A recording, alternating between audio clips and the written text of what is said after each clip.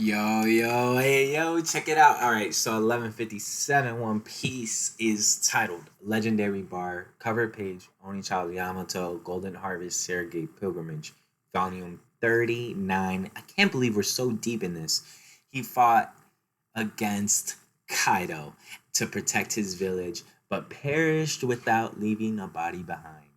Now, let's move on to the actual story here. I'm going to start off with a short summary, then we're going to go off to the long summary. As the Rocks pirates continue wreaking havoc on the seas, their notoriety only gets higher despite having been together for only 2 years. Rocks continues trying to recruit Harl to join his crew, but Harl keeps turning him down in order to make Elbaf a member of the world government. Despite running into complications, Shakuyaku quits as the captain of the Kuja pirates, which shocks the entire world. Shakuyaku then arrives on Hachinosu and sets up a bar on the island, with many of the pirates, even members of the Rocks pirates, being enamored by her, and they allow her to stay. The five elders declare they are willing to allow Elbaf to be a member nation on one condition: the warriors of Elbaf must kill Rocks. Wow. Long summary. One of the places the Rocks Pirates hit was the International Philanthropy Federation. As they were escaping with the loot, the high priest begged them not to take their treasure, claiming it was donated for the sake of hungry children. Lin Lin, however, retorts it that if that was true, the money would have been handed over by this point. Therefore, the entire place is a scam to hoard treasure. Ochoku was contacted by some of the others down below, and he tells Shiki to take care of it. Instead, Shiki throws a bomb down, hoping it would kill some of them so the survivors can have a bigger cut of the pay. The high priest manages to seal the gates and trap the pirates, but just as Lin Lin was preparing to break the gates down, Newgate uses his devil fruit powers to upheave the entire place. Once free, Kaido admits he is jealous of Newgate's powers, so Newgate advises that Kaido take his time and figure out the devil fruit he wants most if he's serious.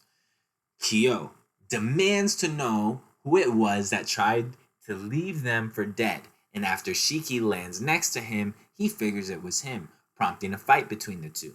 Rock scolds them for their foolishness just as he sees the Marines have arrived, with Newgate wondering if someone tipped them off. They were here since they came so soon. Now, instead of ordering his crew to flee, Rock's orders they hit back against the Marines and take everything they have.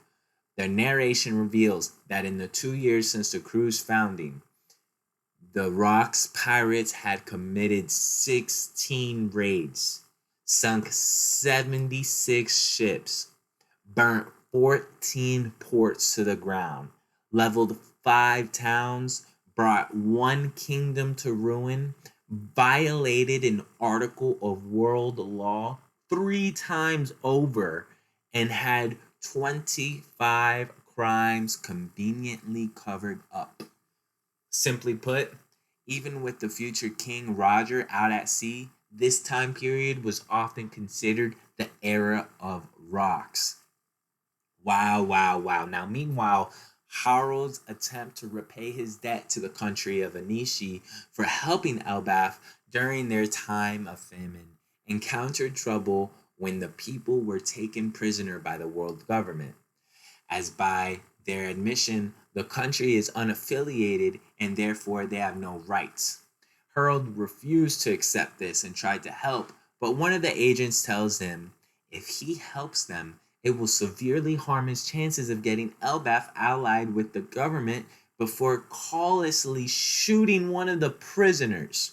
Harold becomes enraged and attacks the ship, and the newspaper paints Harold as a villain who attacked an innocent ship under the pretense of forging an alliance with the world government.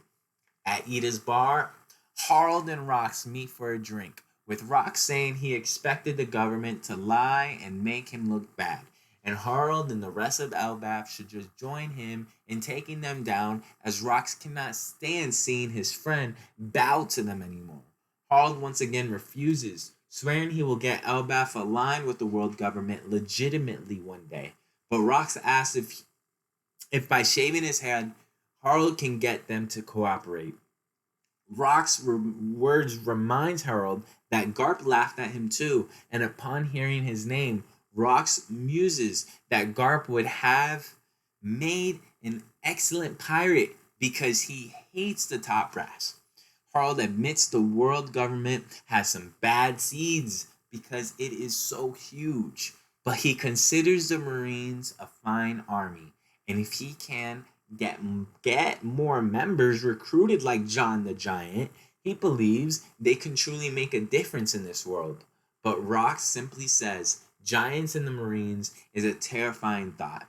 Rox tries to get Eda to talk some sense into Harold, but she simply says that if Harold were her son, she would tell him to pick better friends to his happiness. At Marine headquarters, the then Admiral Kong explains to Garp, Sengoku, and Suru why the world government refuses to coexist with giants. According to them, but Garp considers it ridiculous and says the giant's incredible strength is exactly what the Marines need. Sengoku, he calls Harold an honest man who's trying to atone for his history's past, while Suru brings up rumors that Rox is scouting him. Kong, however, says there is too much bad blood from the past that is keeping things from changing. Garp tells Kong to make Elbaf a member of a nation, but Kong says he is unable to do anything about it. 42 years before the present, news began spreading that Shakuyaku had left the Kuja pirates, which devastates several people who were hoping to see her at least once out at sea. Now, Gloriosa, who had joined the Rox Pirates by that point, wonders why Shakuyaku would do something. And Linlin asks if it is because she fell for a man and chose to chase him, musing that love might be the end of the Kuja one day. Gloriosa, however, retorts that someone like Linlin, who has given birth to several children by this point, would never understand the anguish of love. But Gloriosa does not think she is the type to get love sickness. One day, Shakuyaku is brought to Hachinosu by Tritoma, revealing to the love-struck pirates that she has chosen to hide for a while, and they can protect her during that time, which they all happily agreed to. When the Rox pirates return to Hachinosu, they see that Shakuyaku, now being called Shaki, has opened up her legendary rip-off bar. All of the Rox pirates were instantly swayed by her and agreed to let her stay. And in time, Shaki became known as Hachinosu's treasure, one worthy of being stolen by another. As for Harold, the 5 elders decide to allow Elbaf to join the world government on one condition: they kill Rox themselves. I mean, this is such a crazy chapter, guys.